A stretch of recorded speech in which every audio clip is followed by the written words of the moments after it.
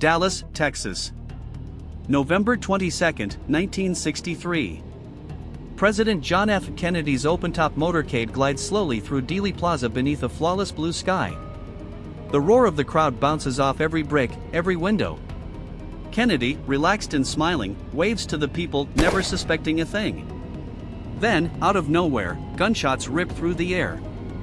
Kennedy slumps into his wife's arms, blood staining the seats, and in that instant, the world stands still. In the aftermath, Americans see Lee Harvey Oswald led away in handcuffs, his face and name splashed across every TV screen and newspaper front page. Just 3 days later, before Oswald can say a word in court, he's shot dead by Jack Ruby, a small-time Dallas nightclub owner no one had ever heard of. The case is closed almost overnight, but the questions never stop. Decades pass. Government files on the assassination stay locked away. Witnesses either fall silent or simply vanish. The public starts to wonder, was all this just a carefully written script? Was there a power so vast it could erase every trace, wait for the perfect moment, and force history itself into silence? One name, spoken only in hushed rumors and late-night legends, starts to appear again in off-the-record reports, alternative news, and whispered conversations: Illuminati.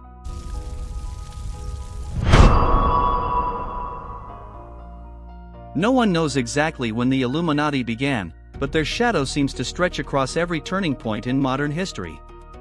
Founded in 18th century Europe as the Enlightened Ones, this secret society set out to control knowledge, politics, religion, and money to build a new world order from behind closed doors.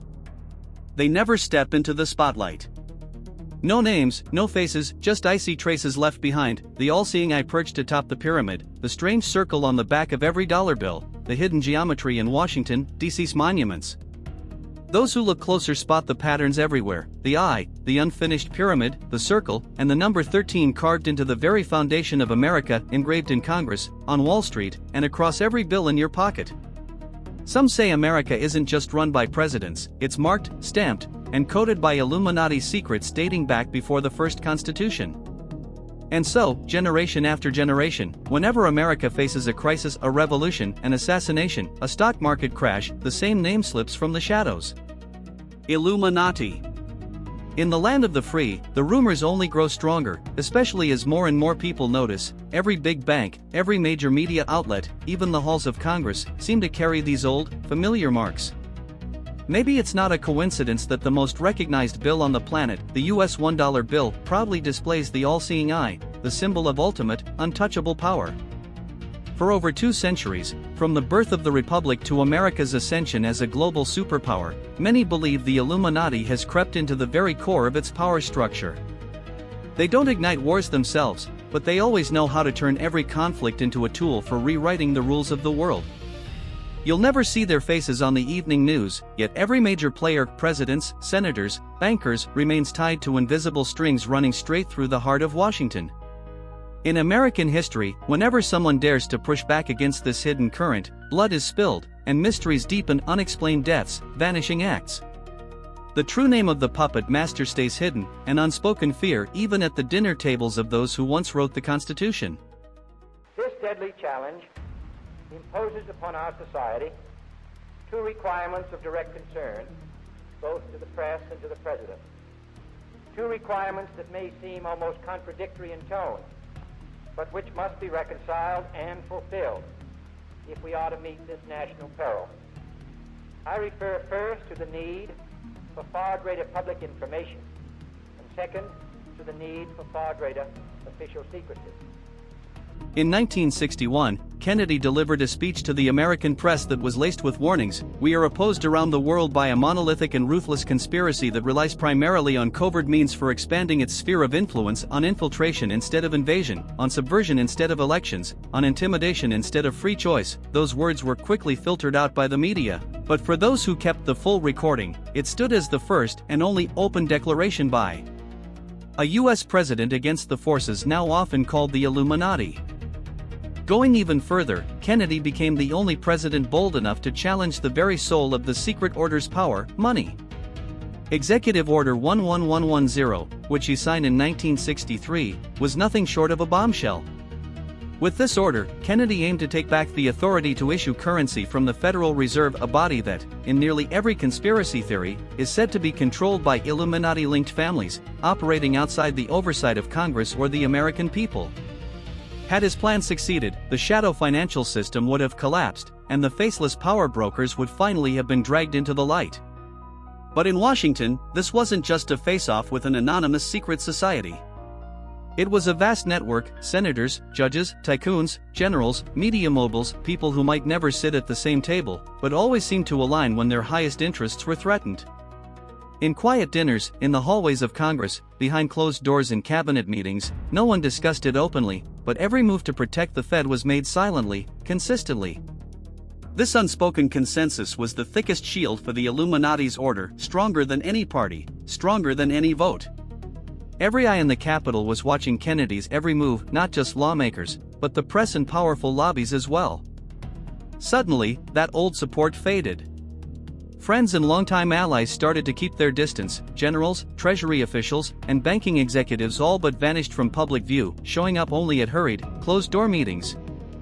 Wall Street's big players disappeared from the headlines, replaced by whispers about private gatherings in windowless rooms where decisions were never written down.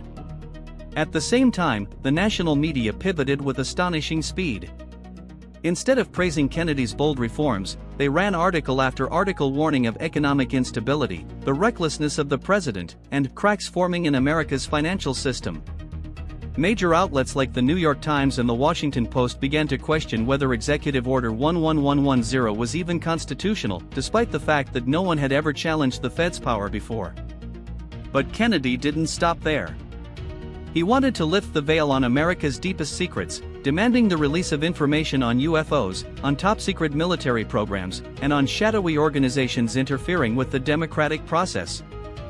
Alone, facing a power network that had been in place for generations, Kennedy risked his own life and the future of his family in a game where the rules were never fair to outsiders. And when he started reaching into those forbidden zones, the Illuminati's machinery began to turn. From the earliest days of his reforms, Kennedy's closest advisors warned him of nameless dangers. Sometimes the White House phone would ring late at night with nothing but silence on the other end. Anonymous letters appeared on his desk. Presidential trips were postponed at the last minute due to security threats. Friends and allies drifted away, and the number of people willing to meet Kennedy in private grew smaller and smaller. Everyone understood the unwritten rule: challenge the old order, and you end up on the outside, or erased from political life forever. Out on the streets, in religious pamphlets, in whispered conversations on city corners, and in anonymous letters, the public began to hear cryptic warnings: there are secrets no one is allowed to touch. There are unwritten rules stronger than the Constitution itself. A fog of fear rolled out from the White House, seeping into ordinary homes, through college campuses, and into the highest halls of American power. All these silent shifts were just the overture. The closer Kennedy moved toward the forbidden zones of the Illuminati, the more every decision, no matter how small, was scrutinized, delayed, or twisted to fit the old order. A reform bill would be pulled from the agenda at the last second. A plan to declassify destructive weapons was suspended indefinitely. International partners who once stood by America suddenly grew cautious, keeping their distance or quietly withdrawing from joint ventures.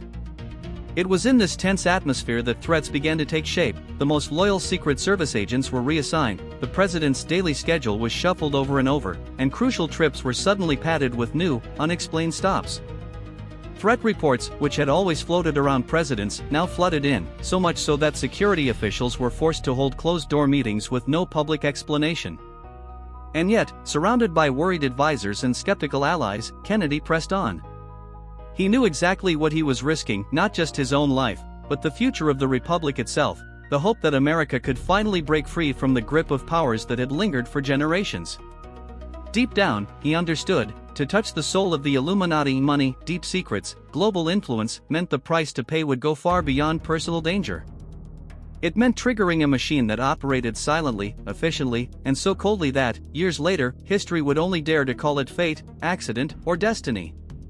And so, in Kennedy's final days, America began to realize, there are powers strong enough to make every oath of office, every promise of freedom or transparency, as fragile as a scrap of paper. When the shots rang out in Dallas, all those attempts to change the order of things were silenced with a single pull of the trigger, quick, absolute, leaving no escape for the truth. That day, as Kennedy's open-top limousine rolled slowly through Dealey Plaza, the mood on the Dallas streets was still one of excitement and pride. Few realized that every step, every wave, had been written into a script by people the president would never even know. The windows lining the parade route should have been locked down, but that day, they were left wide open. The Secret Service, trained to guard every breath of the president, had their ranks quietly reduced, with key agents pulled from their posts for reasons no one ever explained. On the rooftops and inside upper floors, silent watchers appeared and disappeared, as if performing a final check on a chessboard that had already been set. Anyone who has worked in security knows, for so many failures to happen in such a short span of time, it can't be chalked up to coincidence.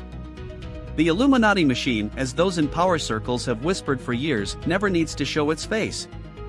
All it takes is a few loose links in the system, a handful of invisible orders, and everything else will fall perfectly into place.